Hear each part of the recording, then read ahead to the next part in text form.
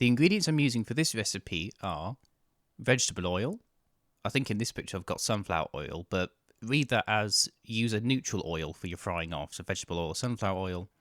Essentially don't use something like olive oil, which is quite strong tasting. Soy sauce. In this particular recipe I've got tamari, because that's a gluten-free alternative and I can't have gluten, but you don't necessarily need to get that one. Bell pepper, which in this picture I've got a red one, just to add some different colours to the recipe, but you can use any pepper from green to red, and the colours in between. It's the same plant. An onion. I've got quite a big onion here, and I've got a white onion, just to be specific. Again, you can tailor this to how much you want. I should say that this is a very, very tailorable recipe. Sesame oil. I just like to add this for a bit of extra flavour, but of course you can omit this if you're allergic to sesame oil or don't like the very strong toasted flavour. Cooked rice.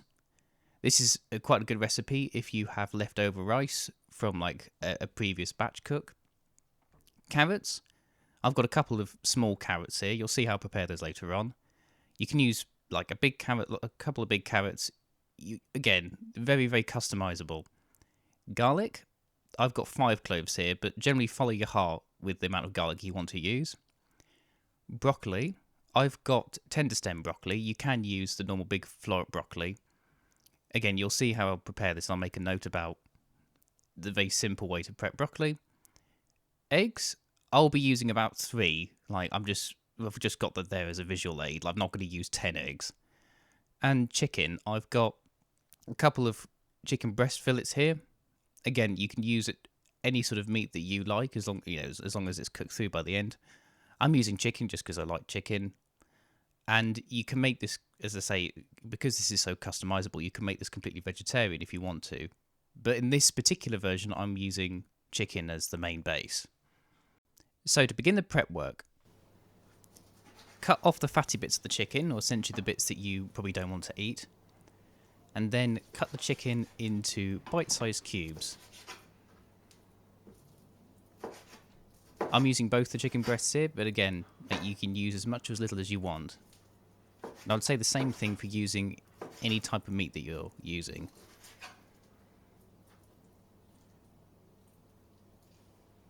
Now onto the broccoli. I touched on this earlier, but all you need to do is just rip off the leaves or any sort of the stubby bits, and then very roughly chop. With tender stem broccoli, you obviously get quite small bits, and if you're using a larger floret broccoli, just chop off the florets and then roughly cut into bite-sized pieces. Bite-sized pieces is probably like the buzz phrase here. Now onto the onion. Obviously to begin with, just cut the ends off and peel away the outer skin. It's sometimes useful to cut the onion in half if you're struggling to get some of the peel off. And for each half of the onion, you'll see, well, I say see, my arm gets in the way, but hopefully I'll communicate that you cut into sort of like cutting from the edge to the centre so you get relatively big pieces. And do the same with the other half of the onion if you can see. No, my arm's in the way. But hopefully you'll get for a snip. Oh, no, you don't even get for a snippet there. Point being, large slices. For the pepper, just punch out the middle. So you just press your thumbs into the middle of the pepper, rip it apart, and then take out the core with the stem before just picking away any of the fleshier bits. Then cut into strips before, once again, cutting into bite-sized pieces. You don't need to be quite so loud or quick.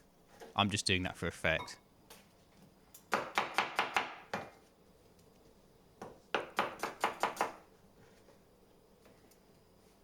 So next we're going to the carrots, and all you need here is vegetable peeler, and you just take off, including the skin, just thin layers.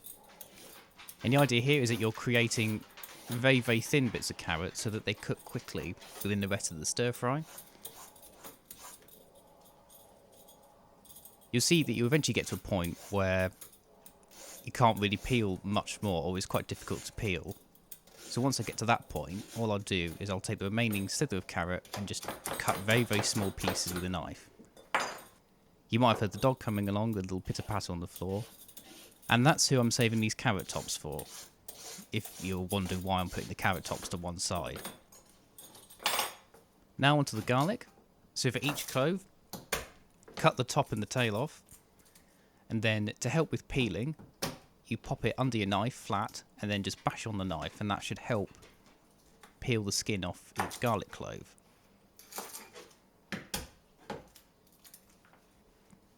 So once all the garlic is peeled, I mean, again, my arm is obfuscating the view here, but for the garlic, you sort of roughly chop. You can roughly chop into slithers. And then once you've got into slithers, just go over it with the knife. Again, sort of roughly chopping it until you get a reasonably coarse mince on the garlic.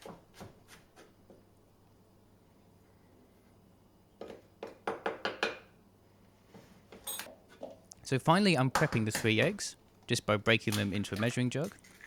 I don't know where I learned the technique of cracking them on the surface rather than on the side of the jug. I think it's just a way of avoiding so much shell getting inside the egg mixture.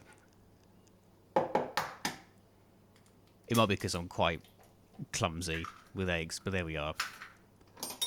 And now with a fork or whisk, just beat the eggs together until they're all mixed.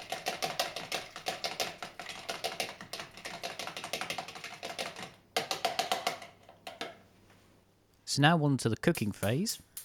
So I turn the hob on onto high heat and add a couple of tablespoons of our oil.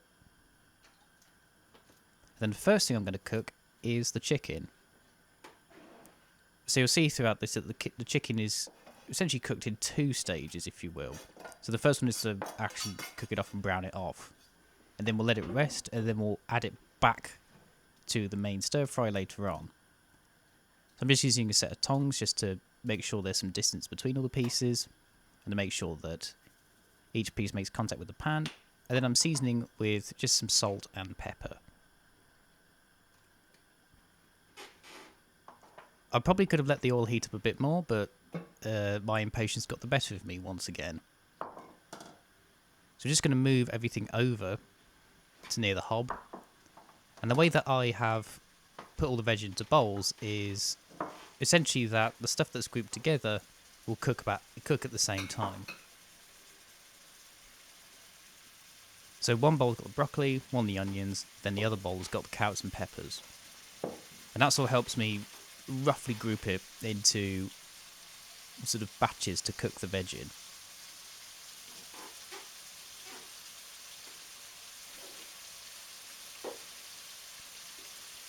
The chicken should take between about 5 to 10 minutes just to fully cook all the way through.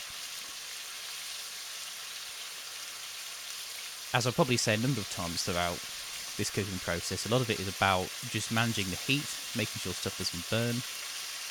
In terms of the chicken, I am just using the set of tongs just to turn it over, just to make sure all sides are properly cooked. If you feel confident, you can saute. Although that wasn't a very confident flip that I did there.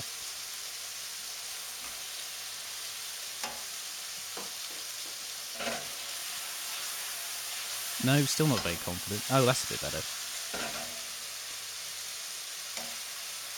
Normally I would try and do the prep alongside some of the cooking, but just for the sake of this video, I did the prep in one batch and then did the actual cooking in another. So this might be a slightly longer process, but it's mainly for demonstration.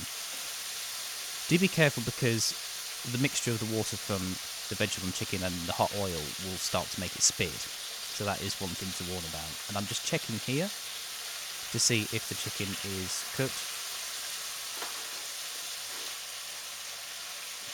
So I'm going to let that go for a little bit longer before I check again. If you find that it's spitting quite a lot or you're getting smoke, you can turn the heat down. Normally for checking whether meat's cooked, you probably best off checking the biggest piece, because obviously if the biggest piece is cooked, then the rest is guaranteed to be cooked. Once the chicken's cooked, you can then put it onto a plate just to let it rest, and you can keep the oil as well as any fun from cooking the chicken in the pan. So we'll put that plate to one side and then we'll bring that back into the mix later on. So next we'll go to broccoli, which should take the longest to cook, I believe, out of all the vegetables. Again, as with the chicken, it's just a case of managing it and making sure stuff doesn't burn. And at every point, if you feel that the pan is a bit too dry, or things aren't actually cooking evenly, you can add a bit more oil. It's also quite a good way to cool it down. If you find that the oil is too hot even on the lower heat, you can add a bit more oil to cool the whole thing down. So the key with the broccoli is waiting, as you can see, till it's got a much brighter green. With green veg, you don't want to take it too far, it'll start going grey. But you'll notice that the broccoli might start, as I'm looking here to see, will start catching. So once you've got a bit of browning on the broccoli, you can add the onions in. Now, because some of the roots on those onions are still a bit intact, I'm bashing it about just to kind of separate all the pieces. And the pieces will fall apart as the onion gets cooked.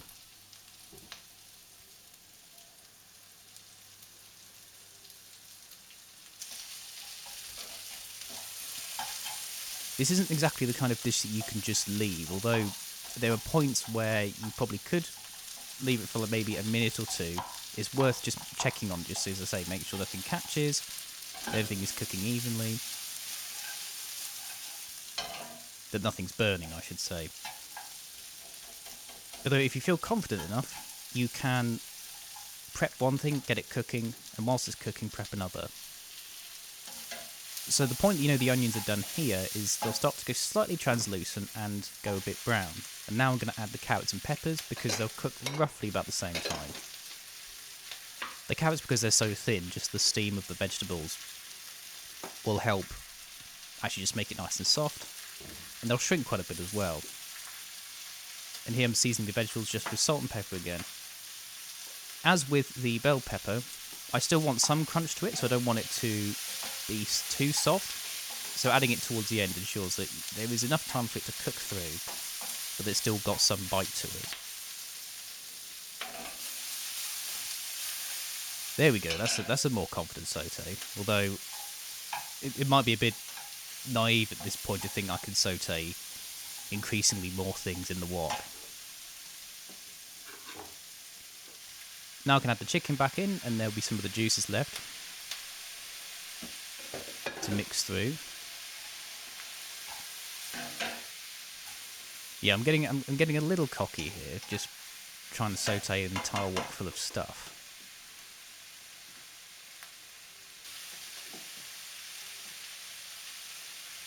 So once you see that the carrots and peppers are softened, you can add the garlic. Now, because the pan is already hot, and you want to keep it hot so that, well, obviously the dish is still hot, and everything is still continuing to soften, you only really want to cook the garlic for a minute, because if you leave it for too long, it will burn and taste very bitter. I find that a useful way to know when your garlic is done is actually just to smell the pan, just waft the fumes towards your nose, and if you can smell like cooked garlic, not burnt garlic, then you should be good to go.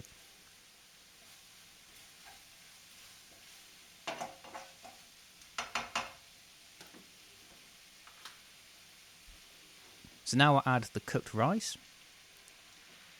Obviously, the benefit of this is that you don't need too much additional fluid to cook the rice in, but the key here is still managing the heat, so make sure that everything is actually hot and reheated. So I'm adding a drizzle of the sesame oil for flavour, and then I'm adding some of my tamari soy sauce.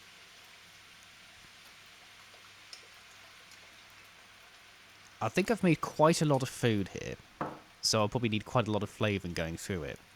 As I said at the beginning, this recipe is extremely customisable, and I hesitate to call it a recipe. So once you've added the sesame oil and soy sauce, just make sure that it's all folded through, and that everything is well mixed. And then it's just a case of managing the heat so you don't get clumps of rice stuck to the bottom of the pan, and flavouring as you see fit.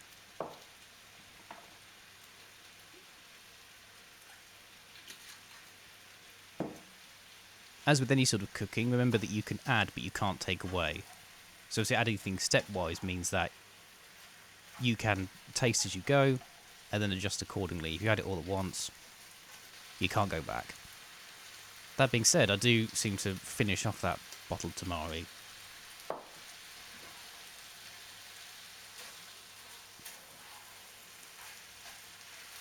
I hope I don't try and saute an entire pan of rice. I have a horrible feeling that I attempt to try, which looks a bit silly.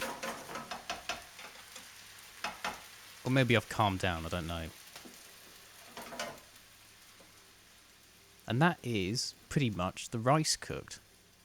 So now on to doing the little egg omelette. I don't know what else an omelette would be made out of. But anyway, so I've put this little pan on with some oil in on a reasonably high heat. And then I just pour the egg contents into the oil. It's almost kind of deep frying it. When I say deep frying it, I probably should have left the oil to heat up a bit before putting the egg in. There we go, that's better. So the egg is actually just bubbling away now.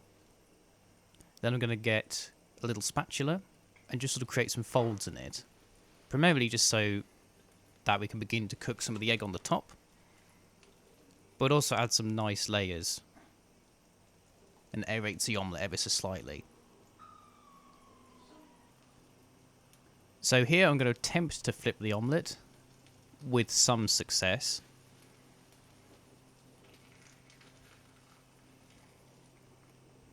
The point here is just to make sure that the egg is at least fully cooked, but you don't want it to sit in one position for too long because then it becomes sort of browned and quite cakey on the bottom. I'll go for another flip, which now it resembles scrambled egg a lot more. You can probably tell that throughout this recipe it's very, not slapdash, but like all rustic either.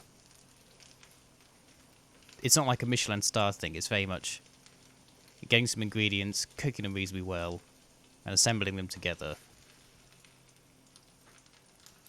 So I'm satisfied that the egg is cooked. So turning the pan off, and I transfer it over to the chopping board I set aside. And because there's quite a lot of oil in that, I will use a piece of kitchen paper just to dab the oil off. So after cutting myself half the omelette into strips, I place on top of my portion of rice and garnish with a bit of sriracha chili sauce. So that's the end of this recipe guideline, and I hope it helps feed you?